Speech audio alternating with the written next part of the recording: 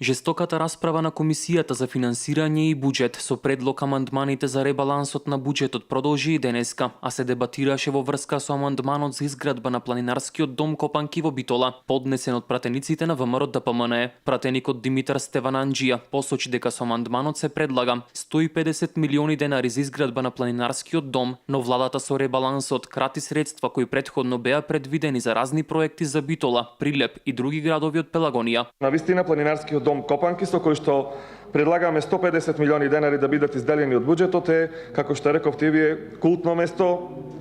нешто што значи икона за градот, исто како што имаат и сите други градови во Пелагонијата. За жал, морам да го искажам и моето жалење, затоа што со овој ребаланс уништувате многу икони на градот, исто така и плебската стара чаршија ги укинавте средствата. Другите средства кои што беа изградба за култниот театар во Прилеп,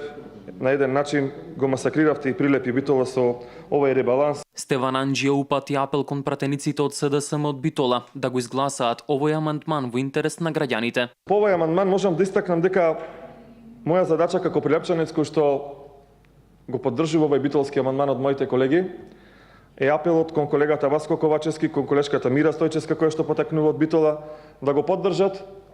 во интерес на граѓаните. Помина она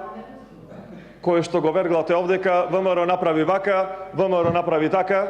заврши работата, дојде нов живот, вие раководите со буџетот, вие раководите со финансиите, вие раководите со проектите. ВМРО ДПМНЕ, благодарение на грижата на владата, на пратениците од Битола, на пратениците од Прилеп, успеа да го легализира објектот кој што за жал во 2013 година беше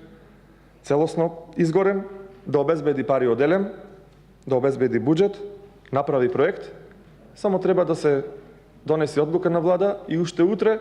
да почне да се гради планинарскиот дом Копанки. За подсетување, планинарскиот дом Копанки изгоре во пожар во јануари 2013 година. За истиот во неколку наврати имаше дебати на седниците на Советот на општина Битола, на кои советниците од Социјалдемократскиот сојуз го потенцираа фактот дека во буџетот на општината не се предвидени средства за изградба на опожарениот дом. Од ВМРО ДПМН и коалицијата во Битолскиот совет посочуваа дека изградбата на планинарскиот дом Копанки ќе биде финансирана со средства од централната власт, но според одбиениот амандман не се знае кога ќе бидат обезбедени потребните 250.000 евра за реконструкција на планинарскиот дом.